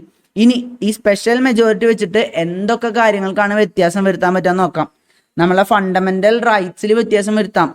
കാരണം എന്താ, ഫണ്ടമെന്റൽ റൈറ്റ്സിൽ വ്യത്യാസം വരുത്താൻ നമ്മുടെ സുപ്രീം കോടതി തന്നെ പറഞ്ഞു കഴിഞ്ഞു. സുപ്രീം കോടതി പറഞ്ഞിട്ടുണ്ട് ഫണ്ടമെന്റൽ റൈറ്റ്സിൽ വ്യത്യാസം വരുത്താം, പക്ഷെ അത് ബേസിക് സ്ട്രക്ചറിനെ ബാധിക്കാതിരുന്നാൽ മതി. നമ്മൾ ഫണ്ടമെന്റൽ റൈറ്റ്സിനെ കുറിച്ച് പഠിച്ചപ്പോൾ നമ്മൾ പറഞ്ഞിട്ടുണ്ടായിരുന്നു ആർട്ടിക്കിൾ 31 നമ്മളുടെ റൈറ്റ് ടു പ്രോപ്പർട്ടിനെ കുറിച്ച് പറയുന്ന ആർട്ടിക്കിൾ 31 നമ്മൾ എടുത്തു കളഞ്ഞു. അപ്പൊ ഫണ്ടമെന്റൽ റൈറ്റ് ഓൾറെഡി എടുത്തു കളഞ്ഞിട്ടൊക്കെ ഉണ്ട്. അപ്പൊ അത് നമുക്ക് പറ്റും. അത് എങ്ങനെയാണ്? സ്പെഷ്യൽ മെജോറിറ്റി വഴി. ആർട്ടിക്കിൾ 368 പ്രകാരമുള്ള സ്പെഷ്യൽ മെജോറിറ്റി വഴിയാണ് ഫണ്ടമെന്റൽ റൈറ്റ്സിൽ നമുക്ക് ഭേദഗതി വരുത്താൻ പറ്റുക. ബേസിക് സ്ട്രക്ചറിനെ ബാധിക്കരുതെന്ന് മാത്രം. അതുപോലെ തന്നെ DPSPസിൽ ഡയറക്റ്റീവ് പ്രിൻസിപ്പിൾസ് ഓഫ് സ്റ്റേറ്റ് പോളിസീസിനെ കുറിച്ച് നമ്മൾ ഓൾറെഡി പഠിച്ചതാണ്. അവിടെയും വ്യത്യാസം വരുത്താൻ പറ്റും. പിന്നെ സ്പെസിഫിക് ആയിട്ട് പറഞ്ഞിട്ടില്ല, ആകെ പറഞ്ഞിരിക്കുന്നത് ആദ്യത്തെ ടൈപ്പില്ലേ നമ്മൾ സിമ്പിൾ മെജോറിറ്റി, ഇനി മൂന്നാമത്തെ ടൈപ്പില്ലേ നമ്മൾ ഫെഡറൽ സ്ട്രക്ചറിനെ ബാധിക്കുന്ന, ഇതിൽ രണ്ടും ഉൾപ്പെടാത്ത കാര്യങ്ങളൊക്കെ നമ്മൾ രണ്ടാമത്തെ ടൈപ്പിലുള്ളതാണ്. അത് വെറും സ്പെഷ്യൽ മെജോറിറ്റിയിൽ പെട്ടതാണെന്ന് മാത്രമാണ് പറഞ്ഞിട്ടുള്ളത്. അപ്പോൾ പ്രത്യേകം എടുത്ത് പറഞ്ഞിരിക്കുന്നത് എന്താ? ഫണ്ടമെന്റൽ റൈറ്റ്സിൽ ഭരണഘടനാ ഭേദഗതി കൊണ്ടുവരണമെങ്കിൽ അതെങ്ങനെയാണ്? സ്പെഷ്യൽ മെജോറിറ്റിയോട് കൂടെ മാത്രം. 50% റാറ്റിഫിക്കേഷൻ ഒന്നും വേണ്ട. അപ്പൊ ചോദ്യം ഇങ്ങനെയായിരിക്കും വരിക, ഫണ്ടമെന്റൽ റൈറ്റ്സിലെ ഭരണഘടനാ ഭേദഗതി എങ്ങനെയാ വരിക? വെറും സ്പെഷ്യൽ മെജോറിറ്റി മാത്രം, വെറും സ്പെഷ്യൽ മെജോറിറ്റി മാത്രം. DPSPസിൽ മാറ്റം വരുന്നതോ വെറും സ്പെഷ്യൽ മെജോറിറ്റി. ഇനി അടുത്തതായിട്ട് നമുക്ക് വരുന്നത് മൂന്നാമത്തെ ടൈപ്പാണ്. മൂന്നാമത്തെ ടൈപ്പ് എന്ന് പറയുമ്പോൾ സ്പെഷ്യൽ മെജോറിറ്റിയും വേണം, കൺസെന്റ് ഓഫ് സ്റ്റേറ്റ്സും വേണം. അപ്പൊ സ്പെഷ്യൽ മെജോറിറ്റി എന്താണെന്ന് ഞാൻ നേരത്തെ പറഞ്ഞിട്ടുണ്ടായിരുന്നു. അപ്പോൾ ഇവിടെ ഫെഡറൽ സ്ട്രക്ചറിനെ എഫക്റ്റ് ചെയ്യുന്നതുകൊണ്ട് ആദ്യം നമ്മളുടെ പാർലമെന്റിലെ 2 ഹൗസിലും സ്പെഷ്യൽ മെജോറിറ്റി വെച്ചത് പാസ്സാക്കുക. അതിനുശേഷം സ്റ്റേറ്റ്സിന് അത് അയച്ചു കൊടുക്കുക. സ്റ്റേറ്റ്സിൽ 50% പേര് അത് ആക്സെപ്റ്റ് ചെയ്യണം. ഇപ്പൊ നമുക്ക് 28 സംസ്ഥാനങ്ങളാണുള്ളത്. അപ്പൊ 28 സംസ്ഥാനങ്ങളിൽ 14 സംസ്ഥാനങ്ങളെങ്കിലും അത് റാറ്റിഫൈ ചെയ്യണം, അത് അംഗീകരിക്കണം. പക്ഷെ ഇത് അംഗീകരിക്കുമ്പോൾ നമ്മളെ നിയമസഭകളാണ് അംഗീകരിക്കുക. നമുക്കറിയാം നമ്മളുടെ കേരളത്തിനൊരു നിയമസഭയുണ്ട്. അപ്പൊ നിയമസഭയിൽ അത് വരും. നിയമസഭയിൽ വെറും സിമ്പിൾ മെജോറിറ്റി മാത്രം മതി. നമുക്കറിയാം നമ്മളുടെ കേരള നിയമസഭയിൽ 140 MLA-മാരാണുള്ളത്. ചിലപ്പോൾ അന്നത്തെ ദിവസം 100 പേരെ വരുള്ളൂ. അപ്പൊ 100 പേര് വന്നു കഴിഞ്ഞാൽ 50-ൽ കൂടുതൽ പേര് അത് പാസ്സാക്കിയാൽ മാത്രം മതി. അങ്ങനെ 50% സ്റ്റേറ്റുകൾ, അപ്പൊ 28 സ്റ്റേറ്റ്സിൽ 14 എണ്ണം അത് പാസ്സാക്കി കഴിഞ്ഞാൽ അത് ഒരു ആക്ടായിട്ട് മാറും. ആക്ടായിട്ട് മാറണമെങ്കിൽ, ആക്ടായിട്ട് മാറില്ല കേട്ടോ, ആക്ടായിട്ട് മാറണമെങ്കിൽ എന്ത് വേണം?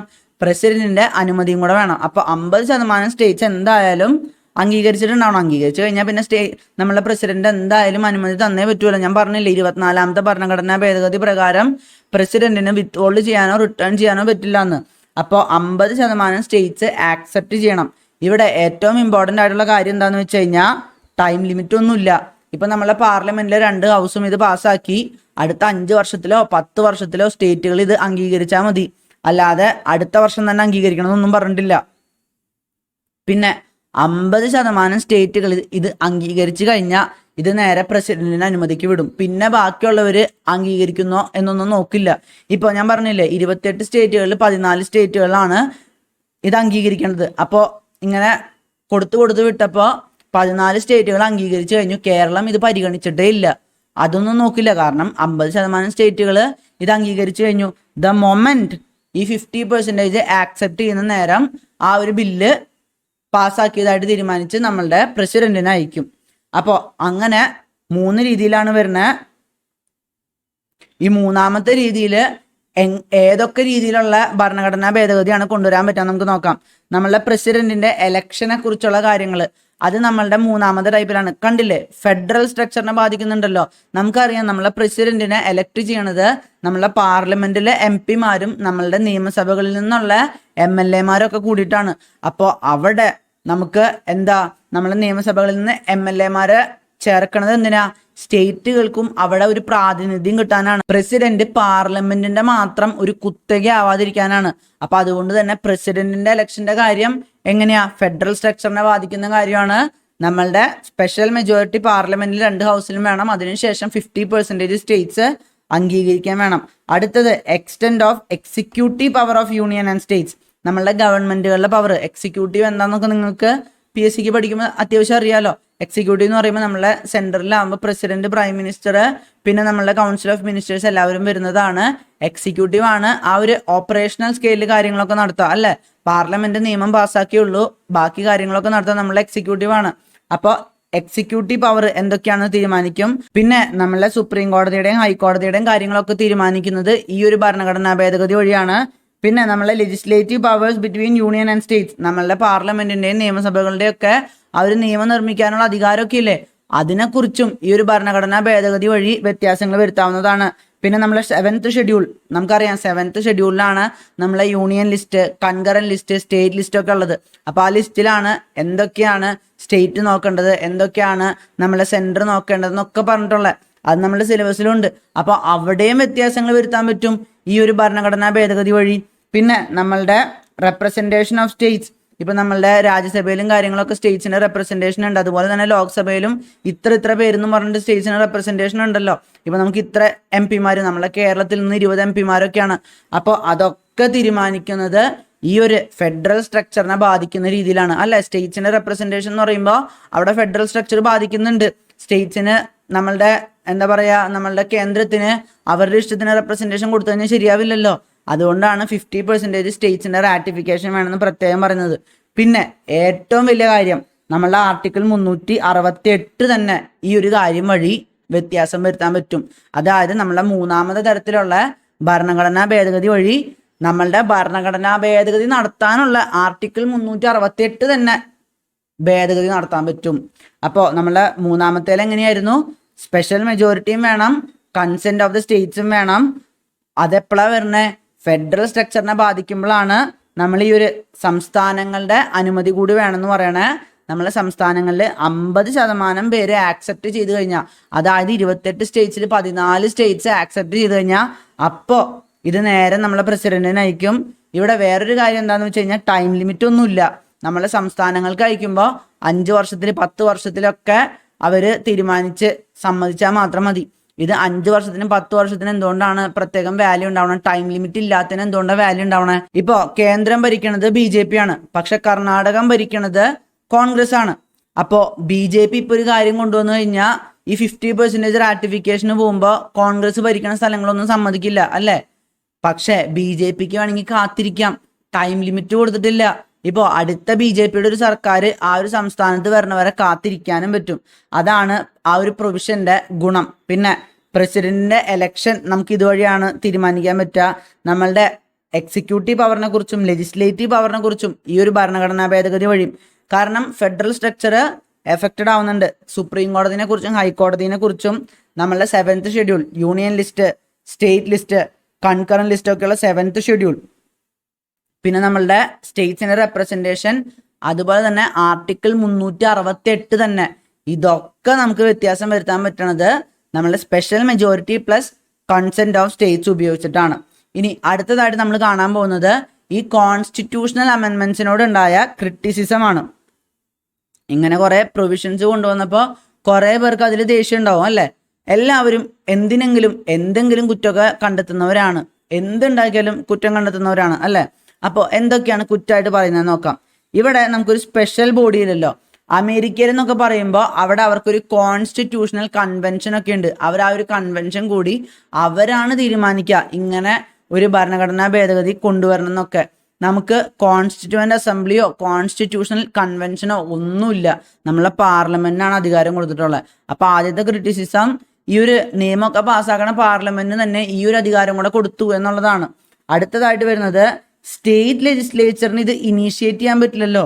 നമ്മളെ കേരളത്തിന് ഇങ്ങനെ ഒരു ഭരണഘടനാ ഭേദഗതി വേണമെന്നും പറഞ്ഞ് അങ്ങോട്ടേക്ക് ബില്ല് കൊടുക്കാനൊന്നും പറ്റില്ല. കേരളത്തിലെ ഒരു MLAക്കോ അല്ലെങ്കിൽ ഒരു മന്ത്രിക്കോ ഒന്നും ഒരു ഭരണഘടനാ ഭേദഗതി ബില്ല് അങ്ങ് പാർലമെന്റിലോട്ട് കൊണ്ടുപോകാൻ പറ്റില്ല. പാർലമെന്റിലെ മെമ്പേഴ്സിന് മാത്രമേ ഈ ഭരണഘടനാ ഭേദഗതി ബില്ല് കൊണ്ടുവരാൻ പറ്റുള്ളൂ. അതുകൊണ്ട് തന്നെ അവിടെ ഒരു ഫെഡറൽ സ്ട്രക്ചറിന് ഒരു കോട്ടം തട്ടിയില്ലേ. കാരണം കേന്ദ്രത്തിൽ ആ ഒരു ലോക്സഭ അതുപോലെ തന്നെ രാജ്യസഭ എന്നൊക്കെ പറയുമ്പോൾ കേന്ദ്രത്തിന്റെ ഒരു റെപ്രസെന്റേഷൻ അല്ലേ, അല്ലാതെ സംസ്ഥാനത്തിന്റെ ഒരു റെപ്രസെന്റേഷൻ അല്ലല്ലോ. സംസ്ഥാനത്തു നിന്നുള്ളവരാണ് അവിടെ പോകുന്നത്, പക്ഷെ ഒരു കേന്ദ്രത്തിന്റെ ഒരു സ്ട്രക്ചർ അല്ലേ, കേന്ദ്രത്തിന്റെ ഒരു നിയമനിർമ്മാണ സഭയല്ലേ. അപ്പോൾ കേന്ദ്രത്തിന് ഒരു മുൻതൂക്കം കൊടുക്കുന്നുണ്ടല്ലോ. അതാണ് രണ്ടാമത്തെ ക്രിറ്റിസിസം. അത് കഴിഞ്ഞാൽ പിന്നെ കൂടുതൽ ഭാഗവും നമ്മളെ പാർലമെന്റിന് മാത്രമായിട്ട് പാസ്സാക്കാൻ പറ്റില്ലേ. നമ്മൾ കണ്ടു ആദ്യത്തെ 2 അമെൻമെന്റ്സും സിമ്പിൾ മെജോറിറ്റി വഴി പാർലമെന്റിന് സിമ്പിളായിട്ട് വളരെ ഫ്ലെക്സിബിൾ ആയിട്ട് മാറ്റാൻ പറ്റുന്ന കാര്യങ്ങളുണ്ട്. സ്പെഷ്യൽ മെജോറിറ്റി വഴിയും മാറ്റാൻ പറ്റുന്ന കാര്യങ്ങളുണ്ട്. ഇപ്പോൾ സ്പെഷ്യൽ മെജോറിറ്റി വഴി ഫണ്ടമെന്റൽ റൈറ്റ്സും DPSPസും വരെ മാറ്റാം. സംസ്ഥാനങ്ങൾ ഉൾപ്പെടുത്തുന്നത് ഫെഡറൽ സ്ട്രക്ചർ ബാധിക്കപ്പെടുമ്പോൾ മാത്രമാണ്. അപ്പൊ സംസ്ഥാനങ്ങളെ അവിടെ മാറ്റി നിർത്തുമല്ലേ. അപ്പൊ അവിടെയും ഫെഡറൽ സ്ട്രക്ചറിനെ ശരിക്കും ബാധിക്കുന്നുണ്ടെന്നാണ് പറയണത്. പിന്നെ നമ്മളുടെ ഇവിടെ വെറും 50% സ്റ്റേറ്റ്സ് ആ ഒരു സമയത്ത് പോലും ആക്സെപ്റ്റ് ചെയ്താൽ മതി. പക്ഷെ US ഒരു ഭരണഘടനാ ഭേദഗതി നിലവിൽ കൊണ്ടുവരണമെങ്കിൽ 3/4 ഓഫ് ദ സ്റ്റേറ്റ്സ് സമ്മതിച്ചിരിക്കണം. ഇതുകൊണ്ടാണ് പറഞ്ഞത് US കുറച്ചും കൂടെ റിജിഡാണ്. അവിടെ എക്സ്ട്രാ ഓർഡിനറി ആയിട്ടുള്ള പ്രൊവിഷൻസ് ആണ്. 3/4 ഓഫ് ദ സ്റ്റേറ്റ്സ് അംഗീകരിക്കുക എന്നൊക്കെ വെച്ച് കഴിഞ്ഞാൽ വളരെ ബുദ്ധിമുട്ടല്ലേ. പിന്നെ ടൈം ഫ്രെയിം കൊടുത്തിട്ടില്ലല്ലോ. സ്റ്റേറ്റ് ലെജിസ്ലേച്ചർ എപ്പോഴാണ് ഇത് പാസ്സാക്കേണ്ടതെന്നൊന്നും ടൈം ഫ്രെയിം കൊടുത്തിട്ടില്ല. അതുപോലെ തന്നെ ഒരിക്കൽ പാസ്സാക്കി കഴിഞ്ഞാൽ വിഡ്രോവൽ ചെയ്യാൻ പറ്റില്ല. ഇപ്പൊ ഞാൻ പറഞ്ഞില്ലേ, കർണാടകത്തിൽ ഇപ്പൊ വിചാരിക്കും BJP ആണ് ഭരിച്ചുകൊണ്ടിരുന്നത്, അപ്പോൾ അവർ ആക്സെപ്റ്റ് ചെയ്തു. അതിനുശേഷം കോൺഗ്രസ് ഭരിക്കുമ്പോൾ അവർക്കത് വിഡ്രോ ചെയ്യാനൊന്നും പറ്റില്ല. ഒരിക്കൽ പാസ്സാക്കിയാൽ പാസ്സാക്കി.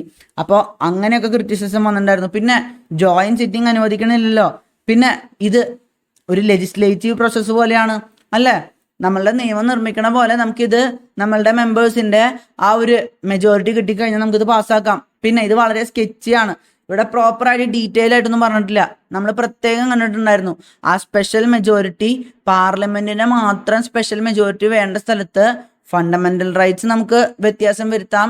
അതുപോലെ തന്നെ DPSPs വ്യത്യാസം വരുത്താം. പിന്നെ പറഞ്ഞിരിക്കുന്നത് എന്താ, ഒന്നാമത്തെ ടൈപ്പിലും മൂന്നാമത്തെ ടൈപ്പിലും ഉൾപ്പെടുത്താത്ത കാര്യങ്ങളൊക്കെ ഇവിടെ കൊണ്ടുവരാം.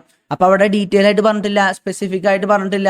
ഇപ്പൊ നമ്മളുടെ 1 നേഷൻ 1 ഇലക്ഷൻ ഒക്കെ ഇല്ലേ, അക്കാര്യത്തിലൊക്കെ ഇപ്പോൾ വളരെയധികം ചർച്ച നടത്തുന്നുണ്ട്. അതായത് ഇതിനൊന്നും നമ്മളുടെ സ്റ്റേറ്റ്സിനെ ഇടപെടുത്തേണ്ട ആവശ്യമില്ല, ഫെഡറൽ സ്ട്രക്ചറിനെ ബാധിക്കുന്ന കാര്യമൊന്നുമല്ല, നമ്മൾ പാർലമെന്റുകാർ തന്നെ ഇത് കൊണ്ടുവരേണ്ടതാണെന്നൊക്കെ പറഞ്ഞ് നമ്മളുടെ കേന്ദ്ര ഗവൺമെന്റ് ഒക്കെ പറയുന്നുണ്ട്. അതേസമയം കുറെ പേര് പറയുന്നുണ്ട് ഇത് ഫെഡറൽ സ്ട്രക്ചറിനെ ബാധിക്കുന്നുണ്ട്, സ്റ്റേറ്റ്സിനെയും കൂടെ അഭിപ്രായം തേടണം, അതായത് 50% റാറ്റിഫിക്കേഷൻ അവരുടെ ഇതും കൂടെ വേണമെന്ന് പറയുന്നുണ്ട്. അപ്പൊ അവിടെ ഒരു അടി ഉണ്ടാവാൻ കാരണം എന്താ, ഇവിടെ പ്രോപ്പറായിട്ട് സ്പെസിഫൈഡ് ആയിട്ട് വെക്കാത്തതുകൊണ്ടാണ്. പക്ഷെ സ്റ്റിൽ നമ്മളെ ഭരണഘടനാ ഭേദഗതികളെ വളരെയധികം ആ ഒരു പ്രൊവിഷൻ കൊണ്ടുവന്നതിനെ വളരെയധികം ആൾക്കാർ പുകഴ്ത്തു തന്നെയാണ് ചെയ്യണത്. കാരണം അതുകൊണ്ടാണ് ഞാൻ പറഞ്ഞില്ലേ, ഒരു വീട് ഒരു 1950 വന്ന വീട് ഇപ്പോഴും അടിപൊളിയായിട്ട് പോകുന്നത് സമയാസമയങ്ങളിൽ വ്യത്യാസം കൊണ്ടുവരുന്നോണ്ടാണ്.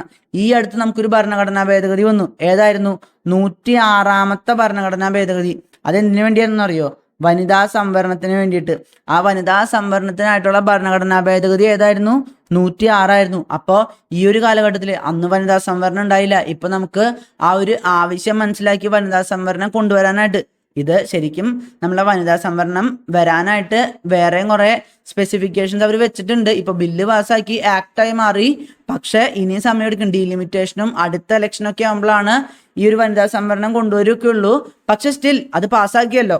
അപ്പൊ അത് ഏതായിരുന്നു? 106ാമത്തെ ഭരണഘടനാ ഭേദഗതിയായിരുന്നു. അപ്പോൾ ഇങ്ങനത്തെ മാറ്റങ്ങളൊക്കെ കൊണ്ടുവരാൻ അനുവദിച്ചത് ഇങ്ങനത്തെ ഭരണഘടനാ ഭേദഗതികൾ ഉള്ളത് കൊണ്ടാണ്. KC വേറെ പറഞ്ഞിട്ടുണ്ട്, ഇത് ഫ്ലെക്സിബിലിറ്റിയും റിജിഡിറ്റിയുടെയും ഇടയിലാണ് നിൽക്കുന്നത്. അത് ഏറ്റവും നല്ലത് തന്നെയാണ്, ഇന്ത്യയുടെ മുന്നോട്ട് പോക്കിന് വളരെ നല്ലതായെന്ന് പറഞ്ഞിട്ടുണ്ട്.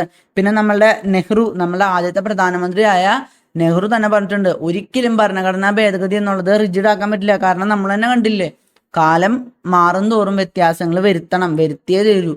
നമ്മളുടെ കാനഡയിലൊക്കെ പോയി കഴിഞ്ഞാൽ അവിടെ ഭരണഘടനയ്ക്ക് ഭേദഗതിയേ പറ്റില്ല, നോ അമെൻമെന്റ് ആണ്. അതേസമയം US-ലും ഓസ്ട്രേലിയയിലൊക്കെ വളരെ എക്സ്ട്രാ ഓർഡിനറി ആയിട്ടുള്ള പ്രൊവിഷൻസ് ആണ്. നമ്മൾ കണ്ടിട്ടുണ്ടായിരുന്നു 3/4 ഓഫ് ദ സ്റ്റേറ്റ്സ് അംഗീകരിക്കണം അങ്ങനെയൊക്കെ പറഞ്ഞിട്ട്. പക്ഷെ ഇന്ത്യയിലോ ഫ്ലെക്സിബിലിറ്റിയുടെയും റിജിഡിറ്റിയുടെയും ഇടയിൽ മാത്രമാണ് നിൽക്കണേ. നമ്മളുടെ ഗ്രാൻവിലെ ഓസ്റ്റിൻ എന്ന് പറഞ്ഞ കോൺസ്റ്റിറ്റ്യൂഷണൽ എക്സ്പേർട്ട് അതുകൊണ്ട് തന്നെ നമ്മളുടെ ഭരണഘടനാ ഭേദഗതിക്കുള്ള പ്രൊവിഷൻസിനെ കുറിച്ച് പ്രത്യേകം എടുത്ത് പറയുന്നുണ്ട്. മോസ്റ്റ് ഏബ്ലി കൺസീവ്ഡ് കൺസെപ്റ്റ് അഥവാ ആസ്പെക്ട് വളരെയധികം നോക്കിക്കൊണ്ടാണ്, വളരെയധികം ശ്രദ്ധ കൊണ്ട് അടിപൊളിയായിട്ട് സെറ്റാക്കി വെച്ചിരിക്കുന്ന ഒരു ആസ്പെക്റ്റ് ആണ് ഈ ഒരു ഭരണഘടനാ ഭേദഗതിക്കുള്ള പ്രൊവിഷൻസ് എന്ന് നമ്മളുടെ കോൺസ്റ്റിറ്റ്യൂഷണൽ എക്സ്പേർട്ടായ ഗ്രാൻവിലെ ഓസ്റ്റിൻ തന്നെ പറയാനും മാത്രം അടിപൊളിയായിട്ടാണ് നമ്മൾ സെറ്റ് ചെയ്ത് വെച്ചിരിക്കുന്നത്. കാരണം നമ്മൾ ഒരേ സമയം ഫ്ലെക്സിബിൾ ആണ്, സിമ്പിൾ മെജോറിറ്റി വഴിയുള്ള കാര്യങ്ങളുണ്ട്, അതേസമയം നമ്മൾ റിജിഡുമാണ്, കുറച്ച് റിജിഡുമാണ്. സിമ്പിൾ മെജോറിറ്റി അല്ലാതെ special majority plus 50% of the സ്റ്റേറ്റ്സിന്റെ റാറ്റിഫിക്കേഷൻ വേണ്ട കാര്യങ്ങളുണ്ട്. അപ്പൊ ഇത്രയാണ് നമുക്ക് ഭരണഘടനാ ഭേദഗതിയിൽ വരുന്നത്. ഭരണഘടനാ ഭേദഗതിയിൽ നമ്മൾ ഓൾറെഡി കണ്ടു കഴിഞ്ഞു, ആർട്ടിക്കിൾ 368 പ്രകാരമാണ്. അതുപോലെ തന്നെ പാർട്ട് 20-ലാണ് ആർട്ടിക്കിൾ 368 ഉള്ളത്. അവിടെയാണ് ഭരണഘടനാ ഭേദഗതികളെ കുറിച്ച് പറയുന്നത്. നമ്മളുടെ ആദ്യത്തെ ടൈപ്പ് ഓഫ് അമെൻമെന്റ് ആർട്ടിക്കിൾ 368 പെടുന്നതല്ല. പിന്നെ പാർലമെന്റിനാണ് ഇതിന്റെ ബില്ലൊക്കെ കൊണ്ടുവരാനുള്ള അധികാരം കൊടുത്തിട്ടുള്ളത്. ഒരു ടൈപ്പില് പാർലമെന്റിന്റെയും അതുപോലെ തന്നെ സ്റ്റേറ്റ്സിന്റെയും 50% ഓഫ് ദ സ്റ്റേറ്റ്സ് അതുപോലെ തന്നെ special majority of the parliament ആ ഒരു റാറ്റിഫിക്കേഷന്റെ ആവശ്യമുണ്ട്. അപ്പോൾ 3 തരത്തിലുള്ള ഭരണഘടനാ ഭേദഗതിയാണ് ഉള്ളത്. ആദ്യത്തേത് നമ്മൾ കണ്ടു, ആദ്യത്തേത് സിമ്പിൾ മെജോറിറ്റി പാർലമെന്റില് 2 ഹൗസും സെപ്പറേറ്റ് സിറ്റിങ്ങിൽ പാസ്സാക്കണം. രണ്ടാമത്തത് സ്പെഷ്യൽ മെജോറിറ്റി പാർലമെന്റിൽ 2 ഹൗസിലും സെപ്പറേറ്റ് സിറ്റിങ്ങിൽ തന്നെ പാസ്സാക്കണം. സ്പെഷ്യൽ മെജോറിറ്റി എന്ന് പറയുമ്പോൾ ടോട്ടൽ മെമ്പർഷിപ്പിന്റെ 50+ ഉണ്ടാവണം. അതുപോലെ തന്നെ അന്ന് എത്ര പേര് വരുന്നുണ്ടോ അതിന്റെ 2/3 ഉണ്ടാവണം. അതാണ് സ്പെഷ്യൽ മെജോറിറ്റി എന്ന് പറയുന്നത്. ഈ ഒരു വഴിക്ക് നമുക്ക് ഫണ്ടമെന്റൽ റൈറ്റ്സും DPSPs ഒക്കെ മാറ്റം വരുത്താൻ പറ്റും. പിന്നെ ഫെഡറൽ സ്ട്രക്ചറിനെ ബാധിക്കുകയാണെങ്കിൽ അത് സ്പെഷ്യൽ മെജോറിറ്റിയും വേണം, നമ്മളുടെ 50% ഓഫ് ദ സ്റ്റേറ്റ്സ് റാറ്റിഫൈ ചെയ്യാൻ വേണം. അപ്പൊ ഇത്രയാണ് ഭരണഘടനാ ഭേദഗതിയിലുള്ളത്. ഇനി നമ്മളുടെ മെയിൻസിന്റെ സിലബസിൽ ചില ഭരണഘടനാ ഭേദഗതികളെ കുറിച്ച് പ്രത്യേകം എടുത്ത് പറയുന്നുണ്ട്. അപ്പോൾ നമ്മളുടെ പ്രിലിംസിനും ചിലപ്പോൾ ഭരണഘടനാ ഭേദഗതിയിൽ സുപ്രധാനമായിട്ടുള്ള ഭരണഘടനാ ഭേദഗതികൾ എന്നുള്ള രീതിയിൽ ഇതൊക്കെ ചോദിക്കാവുന്നതാണ്. അപ്പൊ നമുക്ക് ആദ്യം തന്നെ നോക്കാം. 42ാമത്തെ ഭരണഘടനാ ഭേദഗതിയാണ് നമ്മൾ പഠിക്കേണ്ടത്. അത് ഏറ്റവും ഇമ്പോർട്ടൻ്റ് ആയിട്ടുള്ള കോൺസ്റ്റിറ്റ്യൂഷണൽ അമെൻമെന്റ് ആണ്. ഞാൻ പലവട്ടം റിപ്പീറ്റ് ചെയ്തിട്ടുണ്ട്. മിനി കോൺസ്റ്റിറ്റ്യൂഷൻ എന്നാണ് അത് അറിയപ്പെടുന്നത്.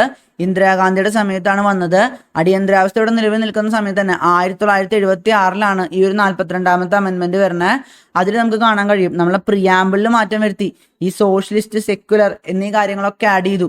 അതുപോലെ തന്നെ യൂണിറ്റി, ഇന്റഗ്രിറ്റി, ഇത് രണ്ടും നമ്മളുടെ ഭരണഘടനയുടെ ആമുഖമായ പ്രിയാമ്പിളിലോട്ട് ആഡ് ചെയ്തത് ഈ ഒരു 42ാമത്തെ അമെൻമെന്റ് വഴിയാണ്. കഴിഞ്ഞില്ല, മിനി കോൺസ്റ്റിറ്റ്യൂഷനാണ്. ഭരണഘടനയിൽ ആ ഒരു പ്രതിച്ഛായ തന്നെ മാറ്റുന്ന രീതിയിലുള്ള കുറെ വ്യത്യാസങ്ങൾ കൊണ്ടുവന്നിട്ടുണ്ട്. അതുകൊണ്ട് തന്നെയാണ് മിനി കോൺസ്റ്റിറ്റ്യൂഷൻ എന്നറിയപ്പെടുന്നത്. DPSPs പുതിയത് കുറെ എണ്ണം കൊണ്ടുവന്നു. ആർട്ടിക്കിൾ 39 നമുക്ക് ഈ ലീഗൽ എയ്ഡ് കിട്ടുന്ന നമ്മളുടെ നാഷണൽ ലീഗൽ സർവീസ് അതോറിറ്റി ഒക്കെ ഇല്ലേ, നമ്മൾ കോടതിയിൽ പോയി കഴിഞ്ഞാൽ നമുക്ക് വക്കീലൊന്നും ഇല്ലാത്ത സമയത്ത് നമുക്ക് വക്കീലിനെ വെച്ചിരുന്ന ആ ഒരു ലീഗൽ എയ്ഡിന്റെ റിലേറ്റഡ് ആയിട്ടുള്ള DPSP കൊണ്ടുവന്നത് ആർട്ടിക്കിൾ 39 42ാമത്തെ ഭരണഘടനാ ഭേദഗതി വഴിയാണ്. പിന്നെ ആർട്ടിക്കിൾ 43 വർക്കേഴ്സിന് ഇൻഡസ്ട്രീസിന്റെ മാനേജ്മെന്റില് പ്രാതിനിധ്യം കൊടുക്കണം എന്ന് പറഞ്ഞ ആർട്ടിക്കിൾ 43 ആഡ് ചെയ്യുന്നത് ഈ ഒരു 42ാമത്തെ അമെൻമെന്റ് വഴിയാണ്. പിന്നെ ആർട്ടിക്കിൾ 48 അതായത് നമ്മളുടെ എൻവയോൺമെന്റ് പ്രൊട്ടക്ട് ചെയ്യണം, വൈൽഡ് ആനിമൽസിനെ പ്രൊട്ടക്ട് ചെയ്യണം എന്നൊക്കെ പറയുന്ന DPSP കൊണ്ടുവന്നതും ഈ ഒരു 42ാമത്തെ അമെൻമെന്റ് വഴിയാണ്. പിന്നെ നമ്മളുടെ ആർട്ടിക്കിൾ 39 Fലും വ്യത്യാസങ്ങൾ വരുത്തുകയും ചെയ്തു. പിന്നെ നമ്മളുടെ ഫണ്ടമെന്റൽ ഡ്യൂട്ടീസ് ആർട്ടിക്കിൾ 51 ഈ ഫണ്ടമെന്റൽ ഡ്യൂട്ടീസ് കൊണ്ടുവന്നത് നമ്മളെ 42ാമത്തെ ഭരണഘടനാ ഭേദഗതി വഴിയാണ്. എന്നിട്ടും കഴിഞ്ഞില്ല, നമ്മളുടെ education, forest, protection of wild animals and birds, weights and measures, administration of justice, constitution and organisation of all courts, അതായത് ഇവിടുത്തെ കോടതികളുടെ കാര്യങ്ങളൊക്കെ തീരുമാനിക്കുന്നത്, അതുപോലെ തന്നെ എഡ്യൂക്കേഷൻ, വിദ്യാഭ്യാസം, ഈ ഫോറസ്റ്റ്, ഇത്തരം കാര്യങ്ങളൊക്കെ, വനം ഒക്കെ നമ്മളുടെ സ്റ്റേറ്റ് ലിസ്റ്റിന്റെ ഭാഗമായിരുന്നു ഇതിനു മുൻപ്.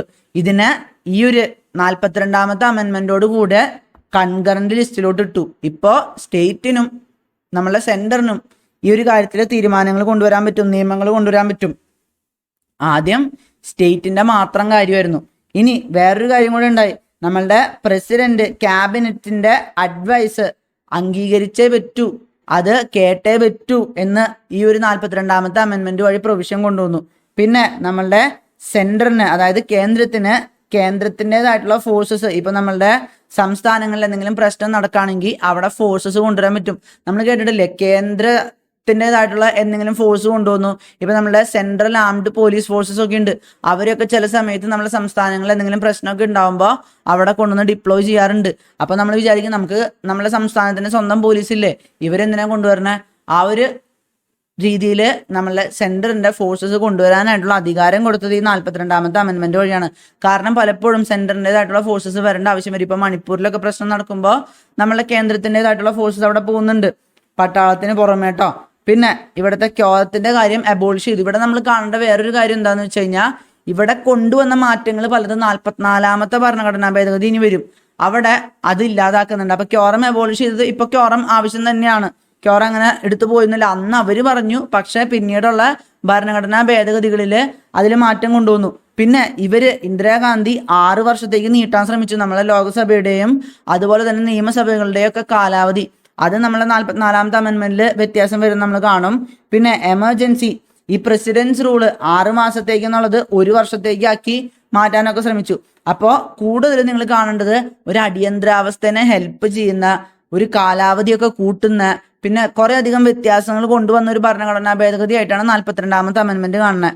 പിന്നെ ജുഡീഷ്യറിയിലും വ്യത്യാസം കൊണ്ടുവരാൻ ശ്രമിച്ചു. നമ്മളുടെ ആർട്ടിക്കിൾ 226 പ്രകാരം ഹൈക്കോടതിക്ക് ജുഡീഷ്യൽ റിവ്യൂ ഉണ്ട്, അതെടുത്ത് കളയാൻ ശ്രമിച്ചു.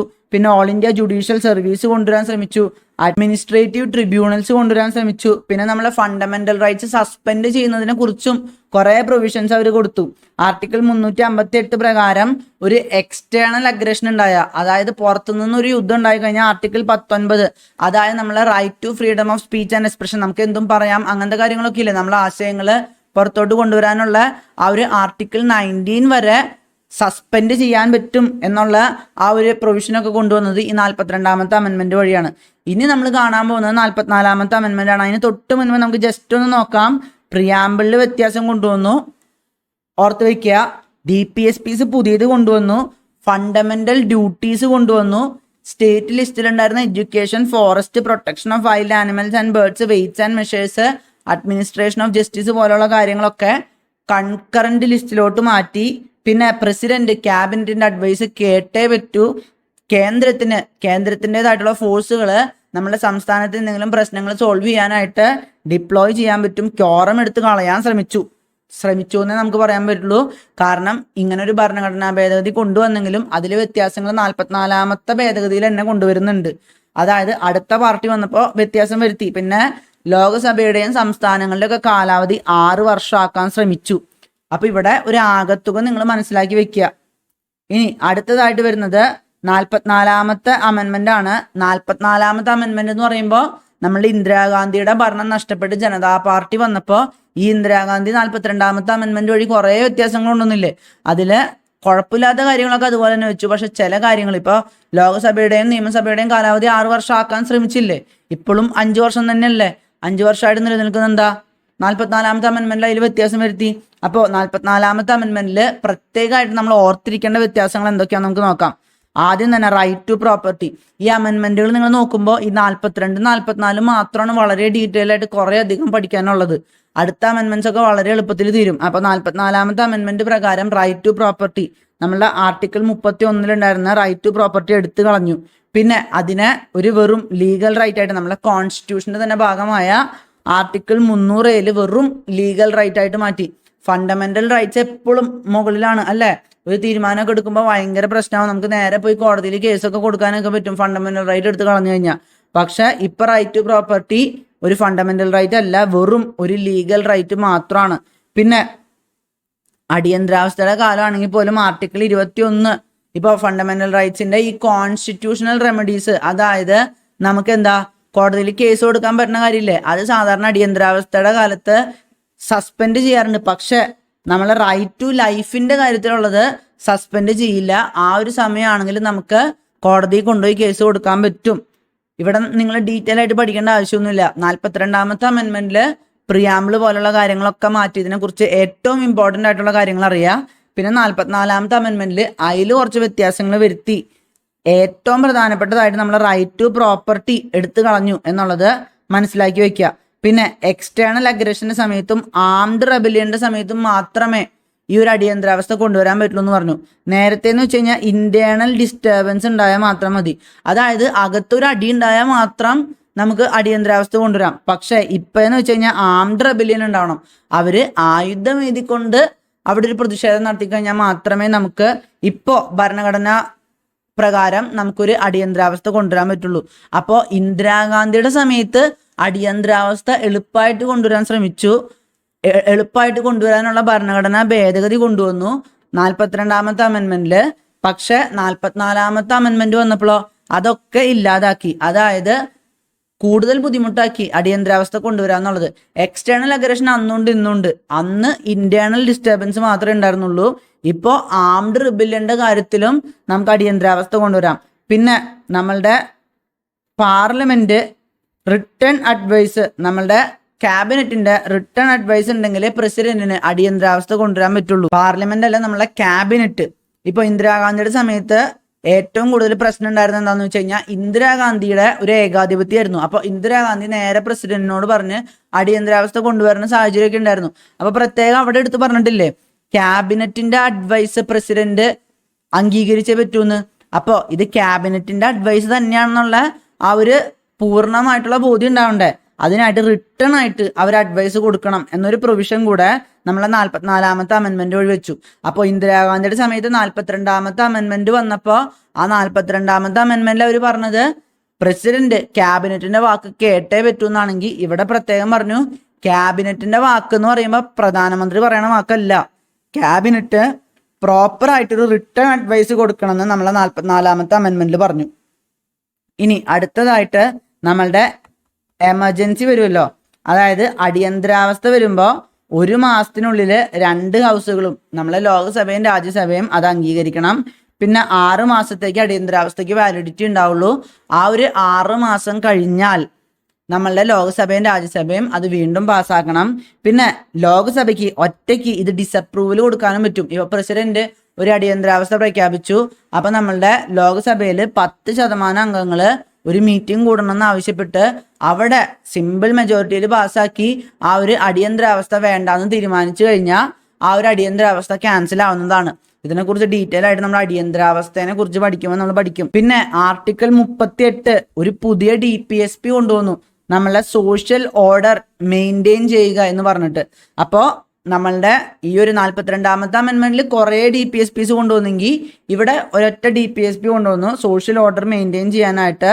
പിന്നെ പ്രസിഡന്റിന്റെ decision disqualification of MP MLA ഒക്കെ വരുമ്പോൾ നമ്മളുടെ ഇലക്ഷൻ കമ്മീഷൻ ഓഫ് ഇന്ത്യയുടെ ആ ഒരു വാക്ക് കൂടെ കേട്ടിട്ടേ നമ്മൾ പ്രസിഡന്റ് ഡിസ്ക്വാളിഫൈ ചെയ്യുള്ളൂ. ഇത് ഈ ഇലക്ഷന്റെ കാര്യത്തിലൊക്കെ എന്തെങ്കിലും പ്രശ്നം ഉണ്ടാകുമ്പോഴാണ്, ചിലപ്പോൾ അവരെന്തെങ്കിലും ഫ്രോഡോ അല്ലെങ്കിൽ ചിലപ്പോൾ മതത്തിനെ കയ്യിലെടുത്തൊക്കെ പ്രശ്നങ്ങളൊക്കെ ഉണ്ടാവില്ല. ആ സമയത്താണ് ഇലക്ഷൻ കമ്മീഷന്റെ റെക്കമെൻഡേഷൻ കേട്ടിട്ട് നമ്മളെ പ്രസിഡന്റ് ഡിസിഷൻ എടുക്കാൻ പറ്റുള്ളൂ. ഇതൊക്കെ ഡീറ്റെയിൽ ആയിട്ട് നമ്മൾ വേറെ ക്ലാസ്സുകളിൽ പഠിക്കും. ഇത് നമ്മൾ ഇങ്ങനെ 42ാമത്തെ അമെൻമെന്റിൽ ഇങ്ങനെ കുറച്ച് വ്യത്യാസങ്ങൾ വന്നിട്ടുണ്ടായിരുന്നു എന്ന് മാത്രം, അത് മാത്രം ഓർത്തിരുന്നാൽ മതി. പിന്നെ നമ്മളെ ലോക്സഭയുടെയും അതുപോലെ തന്നെ നിയമസഭയുടെയും ഒക്കെ കാലാവധി 6 വർഷമാക്കാൻ ശ്രമിച്ചില്ലേ, അത് തിരിച്ച് 5 വർഷത്തിലേക്ക് കൊണ്ടുവന്നു. അപ്പോൾ 44ാമത്തെ അമെൻമെന്റിൽ ഏറ്റവും കൂടുതൽ നിങ്ങൾ ഓർക്കേണ്ടത് റൈറ്റ് ടു പ്രോപ്പർട്ടി എടുത്ത് കളഞ്ഞു, അതിനെ വെറും ലീഗൽ റൈറ്റ് ആക്കി മാറ്റി. പിന്നെ ആർട്ടിക്കിൾ 21 റൈറ്റ് ടു ലൈഫിന്റെ കാര്യത്തിൽ അടിയന്തരാവസ്ഥയുടെ സമയത്താണെങ്കിലും കോടതിയിൽ പോകാൻ പറ്റുമെന്ന് പറഞ്ഞു. പിന്നെ അടിയന്തരാവസ്ഥ കൊണ്ടുവരാണെങ്കിൽ അത് ആംഡ് റെബല്യന് മാത്രം, അതായത് ആയുധമേന്തി കൊണ്ട് റെബല്യൻ നടത്തിയാൽ മാത്രം. പിന്നെ ക്യാബിനറ്റിന്റെ അഡ്വൈസ് 42ാമത്തെ അമെൻമെന്റിൽ പറഞ്ഞപ്പോൾ ഇവിടെ പറഞ്ഞു ആ ക്യാബിനറ്റ് അഡ്വൈസ് എന്ന് പറയുന്നത് വെറുതെ പ്രധാനമന്ത്രി വന്നിട്ട് ക്യാബിനറ്റ് എന്ന് പറയുമ്പോൾ നമ്മുടെ മന്ത്രിമാരുടെ ഒരു കൂട്ടമാണ്, അപ്പോൾ അവരുടെ തീരുമാനമാണെന്ന് പറഞ്ഞാൽ പോരാ, ക്യാബിനറ്റ് പ്രോപ്പർ ആയിട്ട് റിട്ടേൺ അഡ്വൈസ് കൊടുക്കണം എന്ന് പറഞ്ഞു. പിന്നെ നമ്മളുടെ അടിയന്തരാവസ്ഥ കൊണ്ടുവന്നാൽ തന്നെ 1 മാസത്തിനുള്ളിൽ അത് നമ്മളുടെ 2 ഹൗസുകളും രാജ്യസഭയും ലോക്സഭയും അംഗീകരിക്കണം. നമുക്കറിയാലോ, കാരണം അടിയന്തരാവസ്ഥയുടെ ഏറ്റവും കൂടുതൽ പ്രശ്നങ്ങൾ ഏറ്റിട്ടുള്ളവരായിരിക്കും ഈ പ്രതിപക്ഷത്തിരിക്കണവർ. അപ്പൊ അവർ അധികാരത്തിൽ വന്നു കഴിഞ്ഞപ്പോൾ അടിയന്തരാവസ്ഥയ്ക്ക് എതിരെ കൂടുതൽ കാര്യങ്ങൾ കൊണ്ടുവരാൻ ശ്രമിച്ചു. പിന്നെ 6 മാസത്തേക്ക് അടിയന്തരാവസ്ഥ ഉണ്ടാവുള്ളൂ. അതിനുശേഷം വീണ്ടും നമ്മളെ ലോക്സഭയും രാജ്യസഭയും അത് പാസ്സാക്കിക്കൊണ്ടേയിരിക്കണം. പിന്നെ ഡിസപ്രൂവൽ കൊടുക്കാൻ പറ്റും ലോക്സഭയ്ക്ക്. പുതിയൊരു DPSP കൊണ്ടുവന്നു. പിന്നെന്താ, MP-മാരുടെയും MLA-മാരുടെയും ഡിസ്ക്വാളിഫിക്കേഷൻ വരുമ്പോൾ ഇലക്ഷൻ കമ്മീഷൻ ഓഫ് ഇന്ത്യയുടെ റെക്കമെൻഡേഷൻ തേടണം.